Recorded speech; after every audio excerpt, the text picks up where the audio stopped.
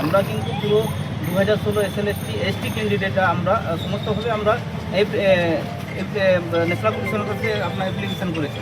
তো সেই হিসাবে দিল্লিতে, তো সেই হিসাবে আমার নামে কিন্তু আমি চাই আমাদের মিনিমাম 20 জনকে আমরা সেখানে যাতে বসতে পারি তার একটু সুযোগ করে দেবো আপনাদের কাছে, এটাই আমাদের প্রার্থনা। হ্যাঁ হ্যাঁ স্যার, কারণ এখানে কোনো আন্দোলনও নয়, কোনো আমরা বিক্ষোভ দেখাতেও আসিনি স্যার। এটা প্রেক্ষাপট বলে রাখি, এটা সেখানে গিয়ে আমরা নিজেরা গিয়ে এই চিঠি দিয়ে এসেছি এবং এটা দ্বিতীয় ধাপে হচ্ছে চিঠিটা এসেছে। প্রথম ধাপে আরেকবার এসেছিল সেখানে প্রিন্সিপাল সেক্রেটারির কাছে, এখানে দ্বিতীয় ধাপে। যেহেতু এটা একটা ভালো একটা সদর্থক, আমরা ভাবছি যে একটা সদর্থক আলোচনা হবে, তাই একটু একের অধিক আমরা চাইছি যে 10 থেকে 20 জন আমরা যাতে ভেতরে ঢুকতে পারি। আমাদের মূল বক্তব্য বিনা দোষে যোগ্য চাকরি চলে গেছে, ধারাবাহিকতা সহ যোগ্য আদিবাসী শিক্ষক শিক্ষিকা, শিক্ষাকর্মী, তপশিলি, সাধারণ পিএইচ তাদের প্রত্যেকের ধারাবাহিকতা সহ চাকরি ফেরাতে হবে। তা আজকের ন্যাশনাল শিডিউল ট্রাইব কমিশনের চিঠির পরিপ্রেক্ষিতে যে ঝাড়গ্রাম ডিএম অফিসে সার্কিট বেঞ্চে আজকে যে বৈঠক হচ্ছে, সেখানে আমাদের বক্তব্য যারা পিছিয়ে পড়া আদিবাসী সম্প্রদায়ের যোগ্য শিক্ষক, কোনো অ্যালিগেশন নেই, CBI, high court, supreme court, even বাক কমিটি,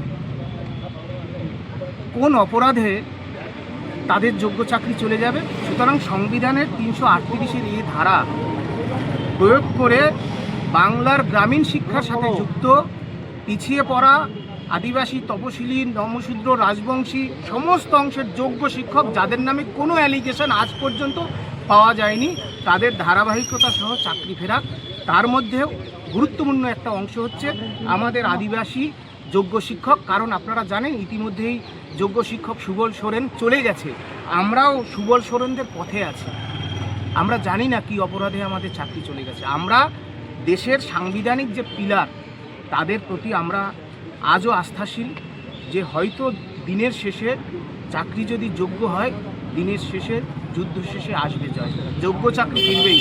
সংবিধান রক্ষার স্বার্থে এই যে অথরিটিগুলো নিশ্চয়ই বাংলার গ্রামীণ শিক্ষার সাথে যুক্ত যোগ্য শিক্ষকদের চাকরি ফিরিয়ে আমাদের এই নরক যন্ত্রণা থেকে মুক্তি দেবেন। 2016 SLST যোগ্য চাকরিহারা আমরা ন্যাশনাল SC/ST কমিশনের কাছে আমরা অ্যাপ্লিকেশান করেছিলাম যোগ্য শিক্ষক শিক্ষিকা অধিকার মঞ্চ পক্ষ থেকে, এবং আমাদের আদিবাসী যোগ্য শিক্ষক শিক্ষিকা অধিকার মঞ্চ থেকে আমরা দিল্লি ন্যাশনাল কমিশনের কাছে আমরা চিঠি জানিয়েছিলাম যাতে আমরা পুনর্বহাল হই এবং চাকরিতে সসম্মানভাবে আবার চাকরিতে যাতে ফিরতে পারি।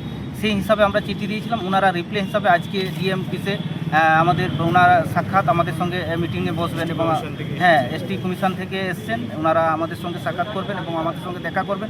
আমাদের এই বিষয়গুলো তদন্ত করে ওনাদের 338A যে ধারা আছে, আমাদের যে আদিবাসীদের অর্থাৎ STদের যে একবার চাকরি হয়ে গেলে এবং ওদের অধিকার যাতে বঞ্চিত না হয় তার জন্য ওনারা প্রচেষ্টা করবেন এবং আমরাও আশা রাখি ওনারা আমাদের চাকরি যাতে পুনর্বহাল করতে পারেন এবং আমরা সসম্মানে যাতে স্কুলে যেতে পারি এবং আমাদের যে অধিকার আছে সাংবিধানিক অধিকার 338 ধারায়, সেই অধিকারগুলো যাতে ওনারা রক্ষা করতে পারেন এবং ওনাদের কাছে যে পাওয়ার আছে এবং ওনাদের কাছে যে কমিশনের যে চুক্তি দেওয়া হয়েছে যাতে ওই চুক্তি প্রয়োগ করে আমাদেরকে যাতে পুনর্বহাল করতে পারেন এবং আমাদের এবং চাকরিটা ফিরিয়ে দিতে পারেন, সেই আশা রাখি। NC/ST ডিপার্টমেন্ট এবং NC/SC ডিপার্টমেন্টে আমরা দুবারই যে ডেপুটেশন দিয়েছিলাম তার উত্তর আমরা পেয়েছিলাম।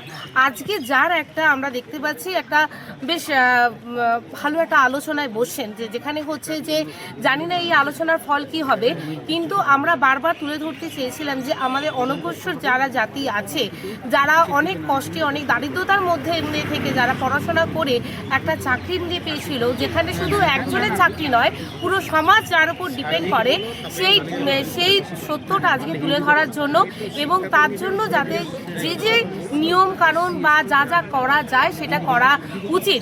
কারণ আমরা বারবারই এটা আমরা তুলে ধরতে চেয়েছিলাম আমরা যোগ্য শিক্ষক শিক্ষিকা অধিকার মঞ্চ থেকে, সেখানে আজকে এই সাড়া দেওয়াতে অসংখ্য ধন্যবাদ।